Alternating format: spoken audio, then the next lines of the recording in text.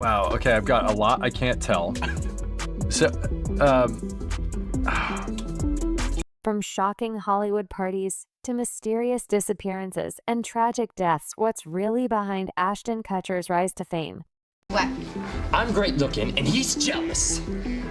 I'm telling you, Jackie, this body is a curse. How does a man who became a household name through light-hearted sitcoms have connections to some of Hollywood's darkest tragedies? Ashton has been using his celebrity platform to advocate for trafficking. But now you're telling me that his wife just moved out because of things that are about to unfold with the Diddy case.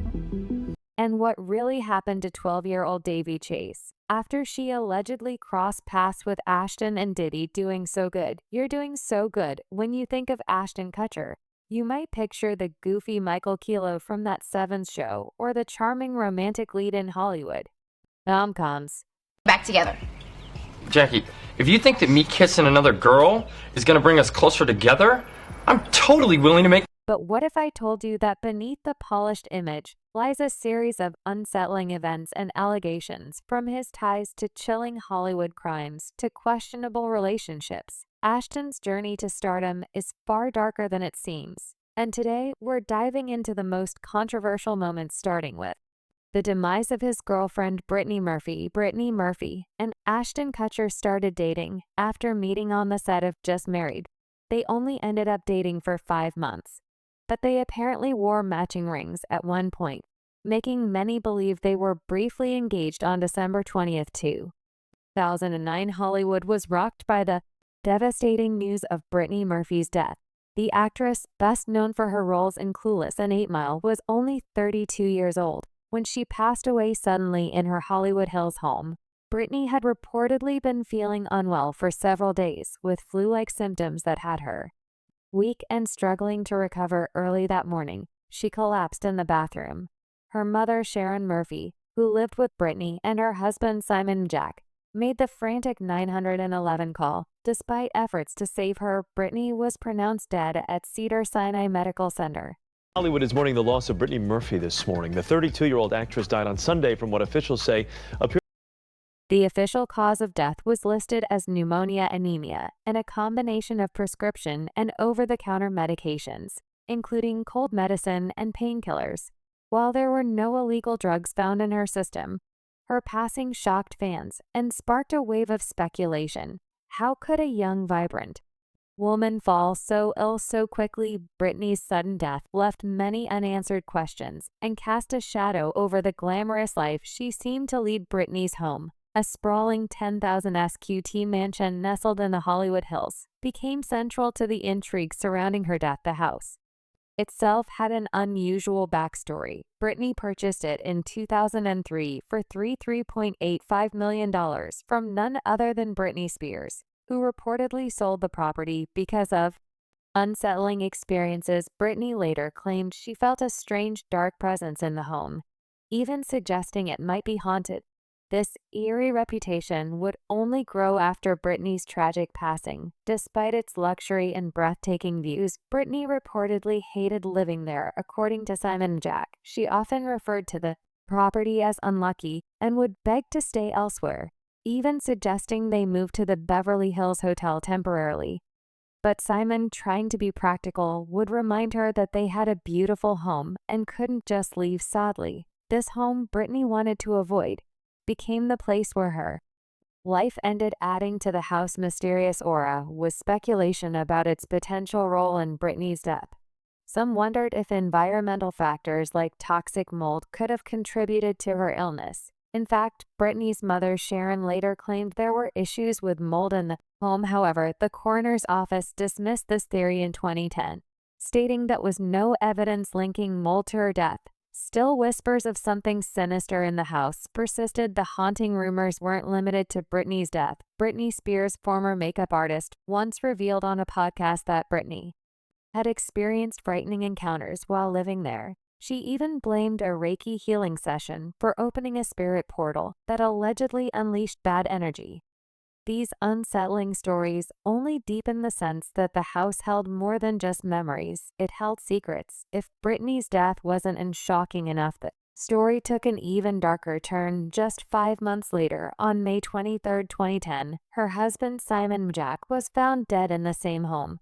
The latest Hollywood mystery. The husband of actress Brittany Murphy has been found dead just 5 months after her. Like Brittany, Simon died of acute pneumonia and severe anemia. His death mirrored hers so closely that it reignited speculation about the house, their lifestyle, and whether more was at play than met the die. Simon, a British screenwriter, had been a controversial figure. Even before Brittany's death, many of her friends and fans were skeptical of their relationship, with some accusing him of controlling her career and personal life after Brittany passed. Simon faced criticism for how he handled her legacy, but his own health was deteriorating during this time. His mother, Linda Jack, later revealed that Simon had experienced hallucinations and strange symptoms before his death, which she blamed on mold in the house. Despite these claims, authorities again ruled out environmental factors, sticking to the conclusion that Simon's death, like Brittany's, was the result of pneumonia anyway, as if that's not bad enough.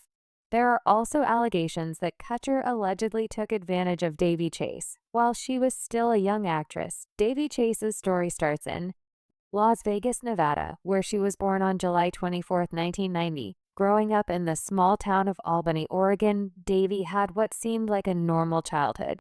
But even at a young age, it was clear she wasn't an ordinary kid. By the time she was just 3 years old, she was already stealing the spotlight with her singing and dancing at local events. Her parents recognized her talent early on and encouraged her to chase her dreams in the entertainment industry. By the age of 7, Davy got her first taste of the big leagues when she starred in a Campbell Soup commercial. Her natural charm and on-screen presence made her stand out, and it wasn't long before more opportunities came knocking. Around the same time, she was offered a lead role in a musical theater production called Utah, a big deal for any kid, let alone one just starting out. Things really took off when she began auditioning for TV shows and movies. By age 8, Davy had already landed her first major TV gig and was testing for roles left and right. Though some early projects didn't pan out, her persistence paid off. By 2003, she snagged a role on Fox's Oliver Bean, playing Oliver's quirky best friend Joyce. This was just the beginning of a career that was about to explode. Davy's career-defining moment came in 2002, when Disney chose her as the voice of Lilo in the animated classic Lilo and Stitch. This wasn't just another Disney movie. It became a cultural phenomenon. Lilo was spunky, smart, and full of heart, and Dav's voice brought her to life in a way that resonated with audiences all over the world. The movie was a huge hit, and the line "Ohana means family, family means nobody gets left behind or forgotten" became one of the most memorable quotes of the time. Ohana means family. Family means nobody gets left behind. Or Davy's performance wasn't just about reading lines. It was about making Lilo feel real. She made you laugh, cry, and cheer for a little girl who was just trying to hold her family together. Disney loved her so much that they had her voice Lilo for the Lilo and Stitch TV series, video games, and other spin-offs. She wasn't just a kid playing a part. She was now a major name in the entertainment world. While most people loved Davy for her sweet and lovable Lilo voice, she took a sharp turn in her career with a completely different role. In 2002, she terrified audiences as Samara Morgan in The Ring. Remember that creepy girl crawling out of the TV? That was Davy Chase. Her haunting performance earned her the MTV Movie Award for Best Villain, and it's safe to say she earned it. The role solidified her status as more than just a child star. It showed the world she could handle intense, dramatic, and downright scary roles. I just want to say, everyone. What's wild is that in the same year, she also voiced Chihiro in Spirited Away, the English-dubbed version of Miyazaki's masterpiece. The film went on to win the Academy Award for Best Animated Feature, making Davy part of not just one but 2 iconic projects in the same year. By the time she was 12, Davy Chase had accomplished more than most people do in a lifetime. She was balancing major roles in movies, mock TV shows, and voice acting, all while navigating the pressures of growing up. She was described by directors and co-stars as being wise beyond her years with an incredible work ethic. But being a young star isn't all glitz and glamour. Hollywood can be tough, especially on kids. The constant pressure, lack of privacy, and the industry's darker side can take a toll. And while Davy seemed to have it all, things weren't as perfect as they appeared. Just as quickly as she rose to fame, Davy started to disappear from the spotlight by her late teens. She wasn't landing as many big roles, and fans began to wonder what had happened to the girl who had once been everywhere. Some thought she had simply grown tired of Hollywood and wanted a normal life. Others whispered about darker reasons, rumors about the exploitation of child stars and the toxic environment that often surrounds young actors. You see, back in 2003, Davy was invited to one of Diddy's legendary after parties. In fact, a resurfaced video clip of the incident has recently gone viral, amid the mounting charges of assay and abuse against him, giving the rapper a fresh headache. In the 2003 clip, Diddy, the embattled rapper, can be seen inviting a then 12-year-old child actress Davy Chase to an MTV after party.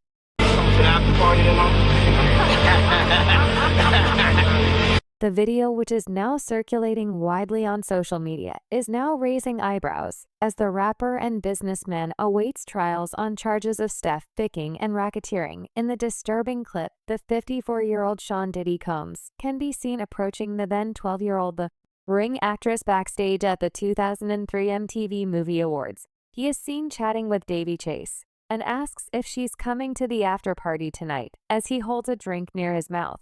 However, it remains unclear whether Chase attended the party or not. According to Page Six Combs and the girl seemingly met earlier in the night when he and a then 25-year-old ASHTON Kutcher presented her with the Best Villain Award for her role as Samara in the horror film The Ring. While accepting the award, ASHTON Kutcher hovered over her, telling her she was doing so good, and gently rubbed her shoulder.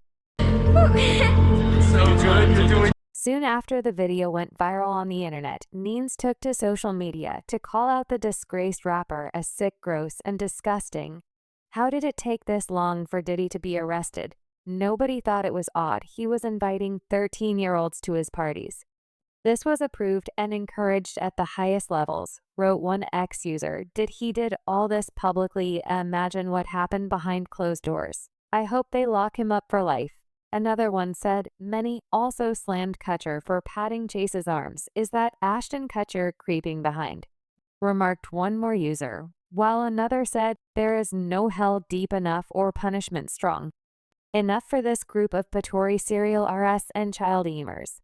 And then there is the case of Ashley Ellerin, Kutcher's girlfriend from 2001. In the early hours of February 22, 2001, the brutal unaliement of 22-year-old Ashley Ellerin shocked Hollywood. A vibrant fashion student with her whole life ahead of her, Ashley was found dead in her Hollywood home, stabbed 47 times. She had been preparing for a date with none other than that 70s show star Ashton Kutcher. Ashley was stabbed 47 times. They also said it was evident that Ashley had just taken a shower and her body was... Ashton Kutcher, the rising Hollywood heartthrob, at the time to pie up Ashley for a night out when he arrived. However, the lights were, but the was locked through the window. Ash saw what he thought was spilled red wine on the floor. Unbeknownst to him, Ashley's body was just inside. Kutcher assuming she had El Simp seen later in Mising. Mr. Kutcher looked in the window and saw what he thought was spilled wine on the floor. We believe now the evidence will show that was actually... The next morning, Ashley's roommate made the horrific discovery. The scene was gruesome. Ashley had been brutally stabbed nearly 50 times. Her unaliment would later be tied to a man known as the Hollywood Ripper, Michael Gargiulo, a serial univer who stalked and unived women across California. But something about Ashton's behavior that night has never sat right with fans. And now, more than 2 decades later, explosive new information has surfaced that points to a potential cover-up. Fast forward to 2019, and Ashton Kutcher found himself back in the spotlight, not for his acting career, but as a key witness in the trial of Michael Gargiulo.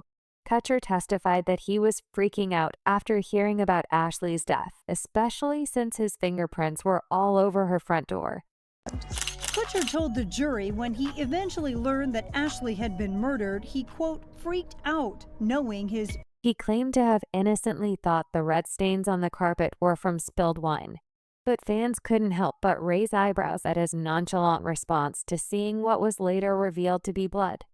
Some even went as far as to question whether Ashton knew more than he. In fact, some conspiracy theorists suggested that Ashton may have been more deeply involved than the public initially realized. Questions began circulating. Why didn't Ashton call the police when he saw the suspicious scene? Why did it take him nearly 2 hours to arrive at Ashley's home after? Their phone call. These unanswered questions haunted many. And while Garula was eventually convicted, Ashton's role in the night of Ashley's death continued to raise eyebrows in a stunning twist. Mila Kunis, Ashton Kutcher's longtime partner and wife, has allegedly started planning on her exit strategy from her marriage to Ashton Kutcher. For weeks, rumors of a split between her and Ashton have been circulating. Sources close to the couple claim that Mila is growing uncomfortable with Ashton's ties, not only to his late girlfriend's ailment, but also to the now disgraced hip-hop mogul Diddy Combs. Could Mila be cooperating with authorities behind the scenes? If so, it makes sense why she's distanced herself from Ashton. She may know something explosive that could put Ashton in serious legal jeopardy. After all, she has been by his side for years and would have had access to his private world. There are even whispers that Mila has been speaking with federal investigators, providing key information that could potentially expose Ashton's role in Diddy's criminal circle. If that's true, Ashton's world could be about to come crashing down. You see, many people don't realize that Ashton Kutcher and Diddy go way back. Combs has gone by a million names over the years. Started out in the 9s and Nice back when he was P. Diddy, then Puffy, then Just Love. He launched Bad Boy Records in '93, which eventually became Bad Boy Entertainment, one of the biggest names in the music biz. And he didn't just bring any old artist with him. He brought the notorious Big A.K.A. Christopher Wallace. That name alone was making Bad Boy Entertainment some millions a year at one point. Puffy has been making money off of Biggie's name for longer than Biggie was alive. People keep forgetting he hadn't turned 25 yet. He was still 24 when he died. But here's the thing, Combs wasn't just making headlines because of his music. Oh no, he was all over the place, fashion, TV shows, you name it. And this is where things get interesting. Combs found himself rubbing elbows with another A-lister, Ashton Kutcher. Yep, that's right, Diddy and Ashton were tight. Information in the indictment. And today, we are focusing on something else. We are focusing on Sean Combs' fame, his influence, because Sean Combs, who has gone by a lot. So how did these two link up? It all started with Punk'd. You remember that prank show on MTV, right? But Combs didn't stop there. He also produced a bunch of seasons of Making the Band on MTV, where wannabe stars competed to make it big. And during all of this, Ashton and Diddy were often spotted together at events, parties, you name it. Ashton was a regular at Diddy's famous Labor Day white party back in 2010. You know, those bougie events where everyone wears white. And things probably get wild behind the scenes. Here's a fun tidbit. When Time magazine named Ashton one of the 100 most influential people that year, Diddy gushed over him, saying, "Ashton Kutcher is a sounding board for me, like me. He's a mogul, a new media mogul. But we're like yin and yang. I'm in your face. And he's all cool and suave cute." Right, fast forward to 2019, and Ashton's on Hot Ones getting grilled by Sean Evans while eating spicy wings. Of course, the topic of Diddy's legendary parties came up. And let's just say Ashton had a lot of stories he couldn't tell either. Okay, I've got a lot I can't tell.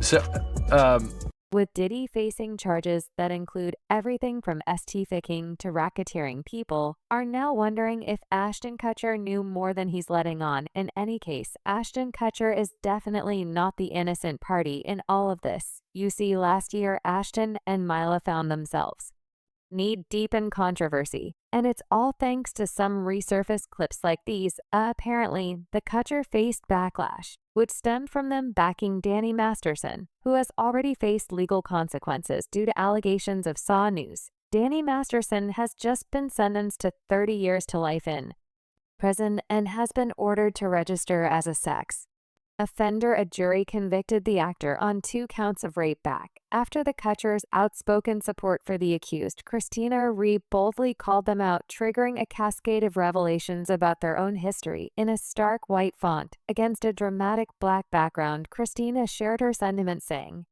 "Unfortunately, I've known lots of awesome guys who were lovely to me, who have been proven to be abusers privately. I've also had personal experience with this. Believe victims.